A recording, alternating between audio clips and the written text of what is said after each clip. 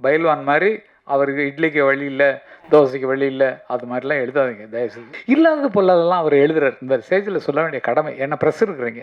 இதெல்லாம் இல்லாமல் அவர் அனாதையாக இருக்காரு அப்படி போட்டு பயில்வான் அவர்கள் அதற்கு மன்னிப்பு கேட்டே ஆகணும். இப்போ கோட்டு போடுறதான் நல்லது. நம்ம தோற்றத்தை மாற்றி கொடுக்குறோம், நம்ம சிஎம் உட்பட.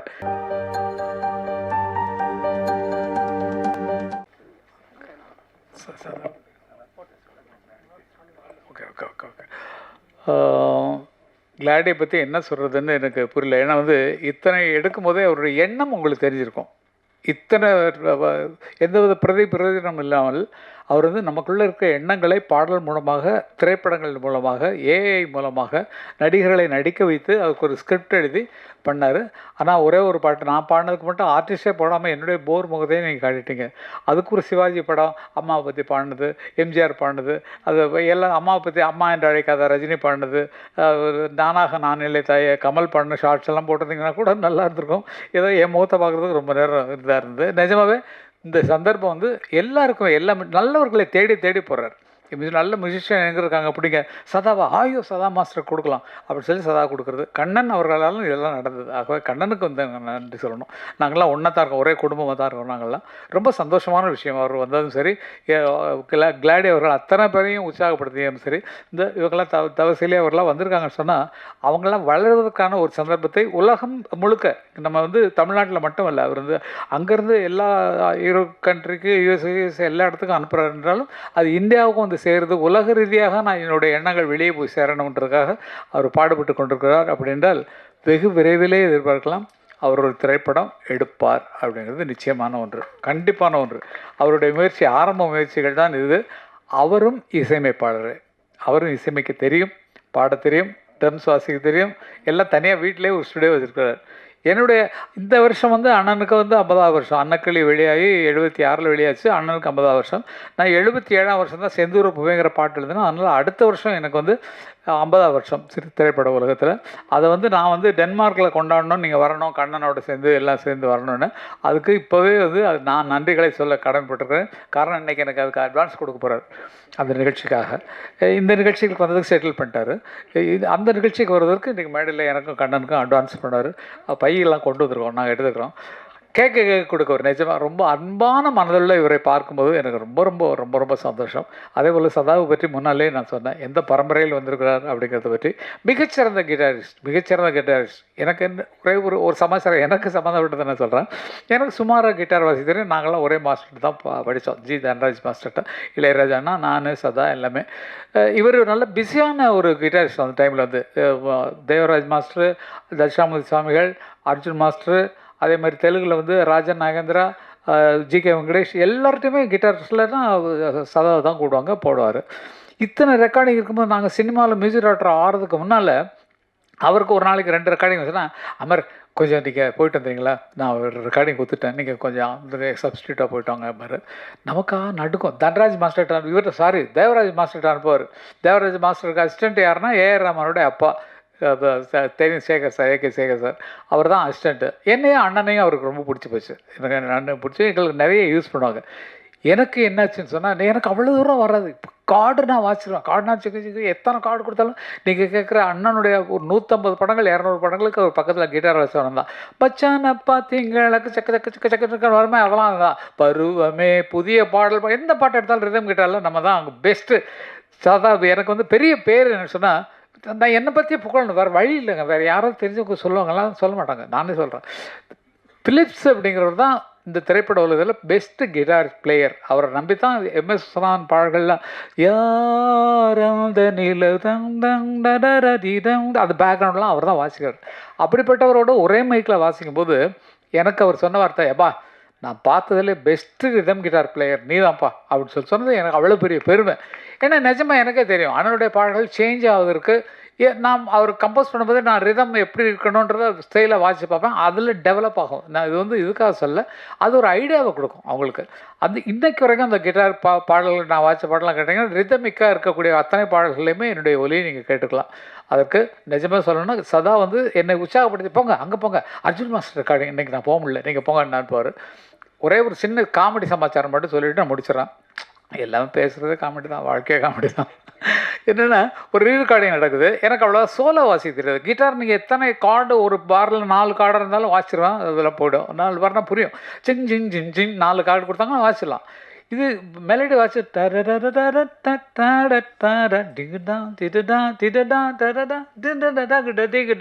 வாசிக்கணும். ஒரு சீனு அப்போ எல்லாம் மியூசிஷியன் எப்படின்னா காலைல 7 மணிக்கு வந்தாங்கன்னா 1 மணி வரைக்கும் ஒரு கால் ஷீட்டு, 2 மணிக்கு வந்தாங்கன்னா 9 மணி வரைக்கும் ஒரு கால் ஷீட், 7 to 1 கால் ஷீட்டில் ஒரு ரெக்கார்டிங் எடுக்கிறாரு. ஏவிஎம் வாகினி ஸ்டுடியோவில் ஜி தேட்டரில். அதில் தான் எங்களுக்கு அன்னக்கிளி ரெக்கார்டிங் நடந்தது. அதில் வந்து அவருன்னு தேவராஜ் மாஸ்டர்னா எல்லாம் பயப்படுவாங்க, ஏன்னா அங்கே சத்தமே இருக்காது. அண்ணன் மாதிரி தான், அண்ணா இப்படி ஸ்டுடியோவில் அமைதியாக இருக்காங்களோ அவர்கிட்டையும் அப்படி தான் இருப்பாங்க. அவர் என்ன பண்ணுறாரு, படத்தை பார்த்துட்டு ஏடா அமர் இந்த இடத்துல நீ சோலோ வாசிக்கோ அப்படின்ட்டார். சோலோன்னா நான் இஷ்டத்துக்கு நான் வாசிக்கணும், எனக்கு கொடுத்த நோட்ஸ் கொடுத்தா வாசிடுவேன். நமக்காக எல்லோரும் முன்னாடி எல்லாம் எல்லாம் 8 மணி ஆகுது. அந்த ரீலில் முடித்தா தான் கால் ஷீட் முடித்து அவங்க வீட்டுக்கு போகணும். எல்லாம் வேறு இடத்துல இருந்து வரும், மின்ட்டிலேருந்து வந்துருப்பாங்க, இதுலேருந்து வந்துடுவோம், தூரத்துலேருந்து. நான் வாசிக்கிறேன் சரின்ட்டு நம்ம பயம். இந்த சீன் வந்து லாஸ்ட்டில் வருது. அப்போல்லாம் கண்டினியூ பண்ணால் யாராவது தப்பு வச்சாங்கன்னா மறுபடியும் ஃபஸ்ட்லேருந்து வாசிக்கணும். ரெக்கார்டிங்கு ஃபுல் ரீலும் 10 நிமிஷம் ஓடக்கூடிய ரீலில் மறுபடியும் முதல்ல மியூசிக் எல்லோரும் வாசிக்கணும். எனக்கா கை நடுங்குது, என்னத்தை வாசிக்க போகிறோம் அப்படிங்கிறப்ப நானும் அங்கே போய் தனியாக ப்ராக்டிஸ் பண்ணி பார்க்குறேன். எல்லாம் ரெடியா அப்படி தான் கேட்பாரு. ரெடி மாஸ்டர் இன்னொன்று சரி ஓகே டேக் போகலாமா? டேக் போகலாம். சரி படம் ஓடுது, மற்றவங்களாம் கரெக்டாக வாசிக்கலாம். வயலின் போது அதான் துரு தூருன்னு அவர் வாசிச்சாரு, எல்லாம் முடிச்சுட்டு. இது என்னோடது 9வது நிமிஷத்துல என்னோட சீன் வருது. அந்த பொண்ணு மடியில் மாடி மேலே இருக்கா இல்லையா, அவள் கீழே வந்து அந்த லெட்டரை போஸ்ட்மேன் வெளியே நிற்பான். அந்த போஸ்ட்மேன்கிட்ட வந்து லெட்டர் வாங்குற வரைக்கும் நீ சோலோ உன் இஷ்டத்துக்கு வாசிக்கோன்னு சொல்லிட்டாரு. நமக்கு ஒன்றும் தெரியாது. சரின்ட்டு எல்லாம் அவசரத்தில் இருக்காங்க, நான் வாசிக்க ஆரம்பிக்கிறேன்.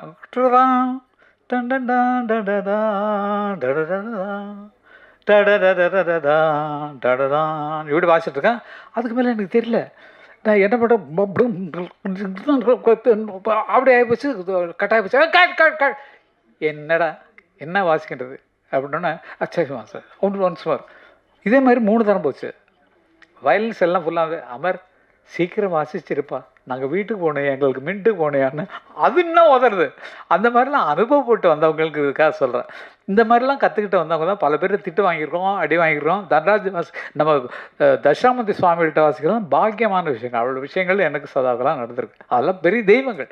அண்ணன்னா வந்து அவங்க குழந்தைங்க எங்கள் குழந்தைங்கள்லாம் அவர்கிட்ட போய் சாப்பா கற்றுக்காமல் நாங்கள் அனுமதிக்கிறதே இல்லை. அவங்கள்ட்ட தான் போய் சா பாடணும். அது மாதிரி அப்படிப்பட்ட குருக்களோட வளர்ந்த பாக்கியமெல்லாம் எங்களுக்கு இருக்கிறது இந்த காலத்து குழந்தைகளுக்கு கிடச்சிருக்கா இல்லைன்னு தெரியல. ஏன்னா காரணம் என்னென்னா ஃபுல் சாங்கு இந்த சாங்கு கண்டினியூஸாக பாடணும். அப்போது இப்போ நான் ஒரு லைனாக எடுத்தோமா, நல்லா யோசிச்சு பாருங்க. அது எங்கே வாசிக்கிறோம், எல்லாம் ஃபீட் பண்ணிட்டோம். இனிமேல் ஏஐயில் கொடுத்தாச்சுன்னா ஏஐ போட்டு கொடுத்துரும், நம்ம காலரை தூக்கவே முடியாது. ஏஐ பண்ணி கொடுத்த பாட்டெலாம் தான் நிறையா போயிட்டுருக்குது. இல்லை இடத்துலேயே வந்து பார்த்திங்க சொன்னால் நிஜமாகவே ஏஐ ஒர்க்கு நம்மளை வந்து கெடுத்திட்டு இருக்கு அப்படிங்கிறத நான் உறுதியாக சொல்கிறேன், நிஜமாக சொல்கிறேன். அதை நம்பி நம்ம வேலை செஞ்சோம்னு சொன்னால் பிற்காலத்தில் நமக்கு மூளை வேலை செய்யாது. ஒரு தீமை ஏஐயில் கொடுத்துட்டு நீங்கள் தரன்னா தன்னா நன்னா நானா தரதன்னா நன்னா நானா தரதா கரதா தரதானா வார்த்தை எழுதுறது. அவன் தான் நனையா போனா அட போனா நையா வந்தா அடவா அடப்போ அடதையா வானோ பாட்டு எழுதிடும் பாடிடும். இதில் எப்படி நம்ம பேர் போட்டுக்கிறது? ஏன்னா அது கிரியேட் பண்ணி கொடுத்துருது. ஆனால் இசை கங்கை அமரன் போட்டுக்கிறது மரியாதையா? எதுக்கு நான் அதை சொல்கிறேன்னா, வருங்கால குழந்தைகள் தன்னால் சிந்திக்க கற்றுக்கொள்ளணும், சிந்திக்க எழுதி கொள்ளணும். நம்ம ஏஐட்ட கொடுத்தா பண்ணால் நம்ம காலரை தூக்க முடியாது. தூக்க வேண்டியது ஏஐ தான். பிற்காலத்தில் வரப்போகுது அதுக்கான ஃபைனல்லாம். ஏன்னா அது இப்போ டவுன்லோட் பண்ண விட்டுடும், அப்புறமேல் போடுற சார்ஜில் தீட்டிட்டாங்கன்னா நம்மளால் அதுக்கு ஒரு நுண்ணு சேர்ந்து நான் பண்ணவே முடியாது. ஆகவே வளர்கிற குழந்தைகளை நீங்கள் அப்படி வளங்க. தன்னால் உனக்கு இருக்கிற சுயரூபத்தை வெளியே கொண்டு வா அப்படிங்கிற மாதிரி சொல்லணுங்கிறது என்னோட மனது ஆசை. நிஜமாகவே இந்த மாதிரி ஒரு சந்தர்ப்பத்தை அவர் ஏற்படுத்தி கொடுத்ததுக்கு இந்த நிகழ்ச்சியே எதுக்குன்னா கிளாடி அவர்களை பாராட்ட தான். நிஜமாக நீங்களாம் ப்ளீஸ் கொஞ்சம் நல்லா கைதட்டி உற்சாகப்படுத்தணும். ஏன்னா நமக்கு ஒரு நல்ல ப்ரொடியூசர் கிடைச்சிருக்காரு. அதுக்காக எனக்கு டைரக்ஷன் கொடுக்கணும்லாம் நினைக்காதீங்க. நான் உங்களோட இருக்கேன், அவ்வளோதான். நிஜமாக அந்த மாதிரி உங்கள் எண்ணம் நிச்சயமாக ஆழமாக நிச்சயமாக இருக்கும். ஒரு நல்ல கதையை தேர்ந்தெடுத்து அதை கொண்டு வரணும் சொல்லலாம் மனசில் இருக்கிறது தெரியும். இளையராஜா உங்களுக்கு நெருக்க மாட்டார், நல்லா பழக்க மாட்டார். நிறைய எவ்வளோ நன்றி தெரிவிக்கிறீங்க அதெல்லாம் பார்த்தா. இப்போ நான் பாடின பாட்டை அண்ணன் தான் ரிலீஸ் பண்ணிட்டாங்க. அந்த ஃபோட்டோ கூட போட்டுருக்கலாம். அண்ணன் தான் ரிலீஸ் பண்ணாங்க உயிரணுங்கிற பாட்டை.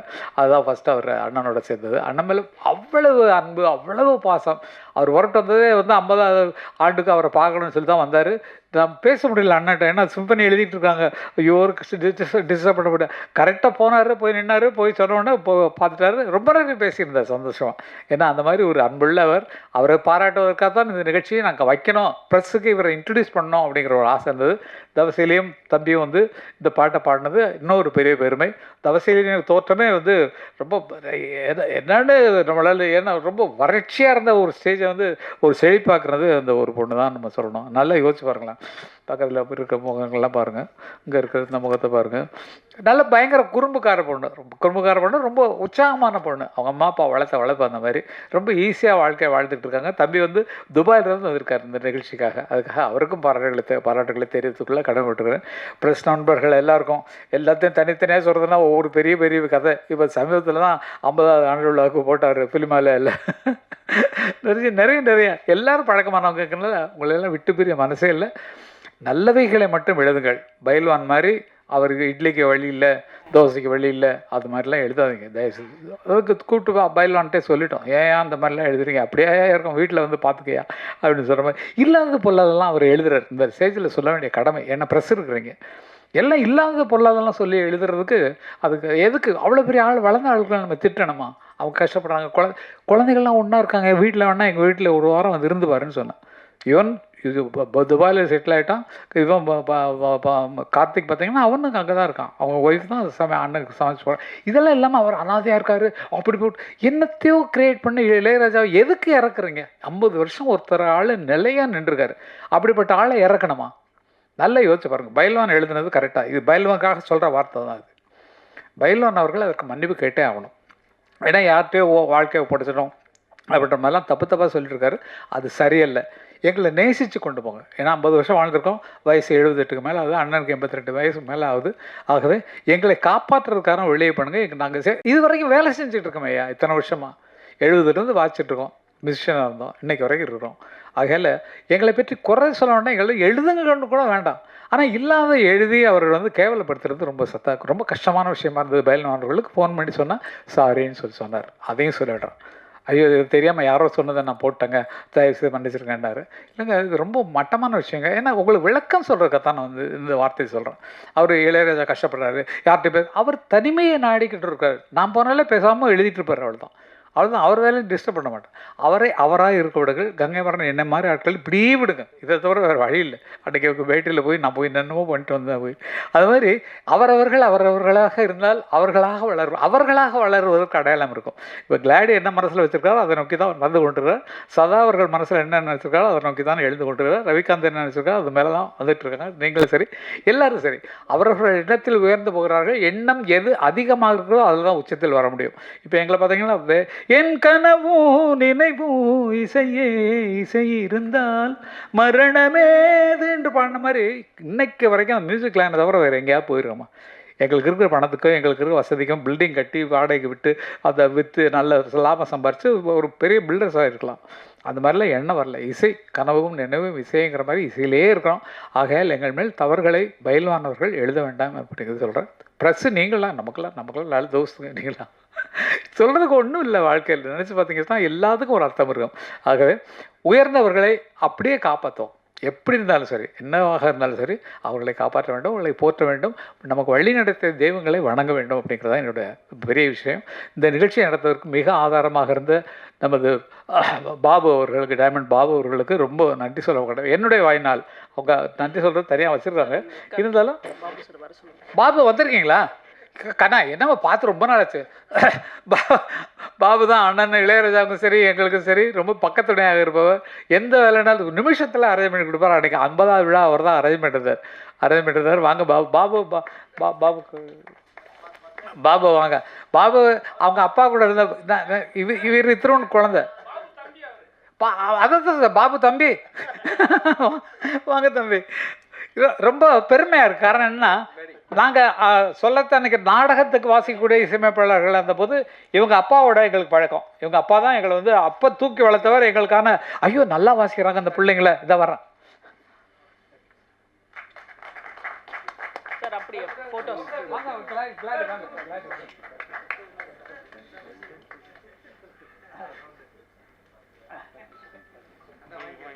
நாங்கள் அந்த காலத்தில் நாடகத்தில் வாசிக்கும் போது இவங்க வந்து ராயப்பேட்டையில் இருந்தாங்க.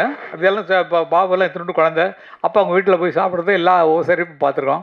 இன்றைக்கு பார்த்தால் அவங்க அப்பா எப்படி இருந்தாரோ அதே மாதிரியே இவரும் எல்லாரோடையும் சேர்ந்து அரவணைப்பாக கேட்டார். நான் வந்து அங்கே இருக்கேன்னு நிஜப்பா பயங்கர பிஸி தான். இந்த நேரத்தில் இதையும் சேர்ந்து அரேஞ்ச் பண்ணி கொடுத்ததுக்காக ரொம்ப ரொம்ப நன்றி பாபு. ரொம்ப ரொம்ப ரொம்ப நன்றி, ரொம்ப நன்றி. எனக்கும் அண்ணனுக்கும் பக்கத்தோடையாக இருப்பவர் அவர் தான். நல்லா தெரிஞ்சுங்க, அவ்வளோதான் விஷயம். நன்றி கண்ணன். ரொம்ப நேரம் பேசிட்டேன். எல்லா ப்ரெஸ் நண்பர்களுக்கும் தெரியும் நான் நிகழ்ச்சிகளுக்கு வந்தால் எந்த மாதிரி ட்ரெஸ்ஸில் இருப்பேன் அப்படின்னு. இன்றைக்கி என்ன பண்ணால் கிளாடி எப்போதுமே ஒரு நல்ல கோட் ஷூட்டில் தான் வருவார்.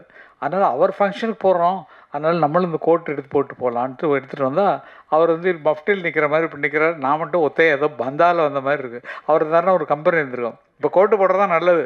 நம்ம தோற்றத்தை மாற்றி கொடுக்குறோம். நம்ம சிஎம் உட்பட எப்படி வித்தியாசமான தோற்றத்தில் இருக்கிறார் இல்லையா? அது அழகுக்கு அழகாக தருவது அது விஷயம். அது நான் இப்போது இந்த மேடையில் பின்பற்றது கிளாடி அவர்கள் ஸ்டைல். ஆகவே அவர்களுக்கு நன்றி. நீங்கள் இனிமேல் அப்படித்தான் இருக்கணும். பார்த்துக்கணும். இந்த ஆடியோ இதை மட்டும் இப்போ ரிலீஸ் பண்ணிடலாம். ஒரு குரூப் ஃபோட்டோ எடுத்துகிட்டு அந்த ஆடியோ மட்டும் நின்றுங்க. கிளாடி இந்த போஸ்டர் வாங்க அண்ணா. ஃபரா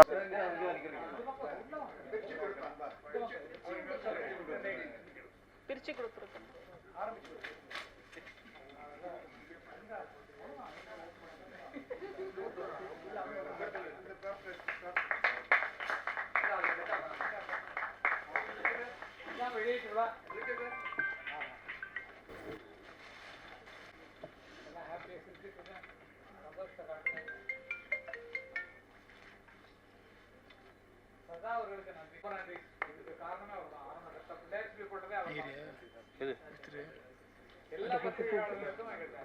ஓவரா